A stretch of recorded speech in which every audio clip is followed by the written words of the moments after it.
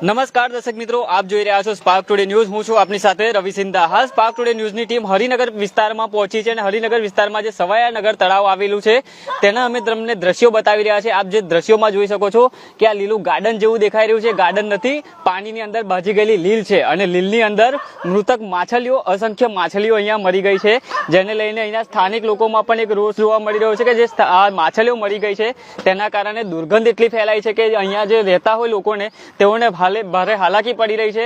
હાલ જે આપ દ્રશ્યોમાં જોઈ શકો છો કે આ સવાયાનગરનું તળાવ છે, તેમાં અસંખ્ય અગમ્ય કારણોસર અહીંયા જે મૃત માછલીઓ અહીંયા જોવા મળી રહી છે અને અસંખ્ય મૃત માછલીઓ અહીંયા મરી ગઈ છે, જેને લઈને અહીંયા દુર્ગંધ એટલી બધી ફેલાઈ રહી છે કે અહીંના જે સ્થાનિક લોકો છે તેઓને અહીંયા રહેવામાં પણ તકલીફ પડી રહી છે. તેઓ વારંવાર તંત્રને રજૂઆત કરી રહ્યા છે કે અહીંયા જે આ મૃત માછલીઓ છે તેઓને હટાવવામાં આવે અને જેથી કરીને આ તળાવની સાફ સફાઈ કરવામાં આવે તો જેથી કરીને અહીંયા જે દુર્ગંધ ફેલાય છે તે દૂર થાય. કેમ કે વડોદરા મહાનગરપાલિકા દ્વારા દરેક જગ્યા ઉપર જે મોટા મોટા તળાવો હોય છે, નાના મોટા તળાવો હોય છે, તેમાં જે રિનોવેશનની કામગીરી હાથ ધરવામાં આવે છે, તેવી જ રીતના અહીંયા પણ જો આ રિનોવેશનની કામગીરી હાથ ધરવામાં આવે તો ક્યાંક ને ક્યાંક આ તળાવ પણ ચોખ્ખું થાય અને જે સુંદરતામાં એક વધારો થાય. વડોદરા શહેરના જે સવાયાનગર તળાવ છે તેમાં અસંખ્ય માછલીઓ મરવાના કારણે અહીંયા જે દુર્ગંધ ફેલાય છે, અહીંયા સ્થાનિક લોકો પણ અહીંયા છે આપણી સાથે, તેઓ સાથે જ વાત કરીશું.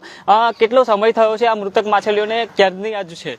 હા, મારું નામ દિલીપ દરબાર છે. હું સવાયાનગરનો રહેવાસી છું અને છેલ્લા 3 દિવસથી આ પ્રોબ્લેમો થઈ રહ્યા છે અને માછલીઓ મરી ગઈ છે અને દુર્ગંધ એટલી બધી આવે છે કે અસહ્ય છે, વેઠાય તેમ નથી. અત્યારે પણ રૂમાલ મોઢે લગાવીને ઊભું રહેવું પડે એવી સ્થિતિ છે. આ તળાવમાં મૃત માછલીઓ છે એની કોઈને તમે રજૂઆત કરી છે? કોર્પોરેશનને રજૂઆત કરી છે છેલ્લા 2 દિવસ પહેલા, પણ કોઈ હજુ ત્યાંથી કોઈ એક્શન લેવામાં આવેલ નથી અને કશું થયું નથી. એમાંથી છેલ્લા 3 દિવસથી અમે આ દુર્ગંધ વેઠી રહ્યા છે. દુર્ગંધના કારણે કેટલી પરેશાની થાય છે? બહુ જ હાલાકી અને પરેશાની થઈ રહી છે. અહીંયા આગળ ઊભું રહેવું મુશ્કેલ છે, શ્વાસ લેવું મુશ્કેલ છે અને લીલ પણ જામી ગઈ છે તળાવમાં. અહીંના સ્થાનિકો કહી રહ્યા છે કે દુર્ગંધના કારણે શ્વાસ લેવું પણ અઘરું પડી રહ્યું છે. શું કહેશો કે આ દુર્ગંધના કારણે કોઈ બીમારી થઈ શકે? બીમારી થઈ શકે, અસંખ્ય બીમારી થઈ શકે અને દુર્ગંધ એટલી બધી ફેલાયેલી છે કે બપોરના સમયે તો અહીંયાથી પ્રસાર નથી થવાતું, એટલી દુર્ગંધ ફેલાય છે. તો અમે તો અહીંયા રહીએ છીએ, તો તમે વિચાર કરો કે શું પરિસ્થિતિ હશે.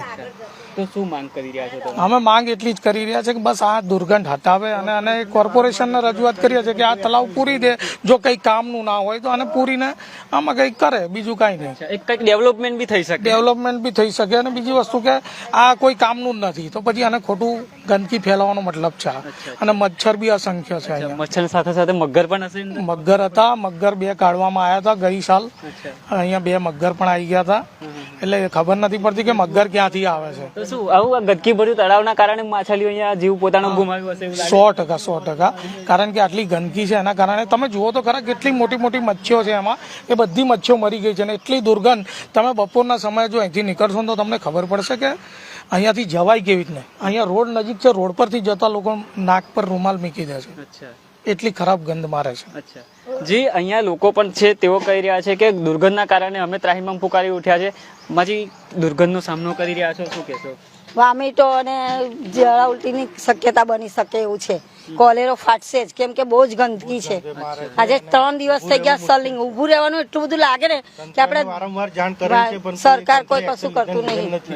એટલા માટે તમને બોલાવ્યા છે. કેટલું તકલીફ પડે છે? વામિટો તો બહુ તકલીફ, એટલે બહુ માથું મારું તો એ દિવસથી માથામાં જ મારે ઝટકા મારવા મળે. મારે તો નજીક જ મકાન છે મારું, એટલા માટે. રાતે જમવા બેસતા હશો તો બી ટેસ્ટ બદલાઈ જાય? બાપા, ટેસ્ટ બદલાય એટલે બહુ જ વાસ મારે. ટેસ્ટ ખાવાનું જમવાનું 2 દિવસથી બનાવવાનું નથી ગમતું, એટલી વાસ મારે તો.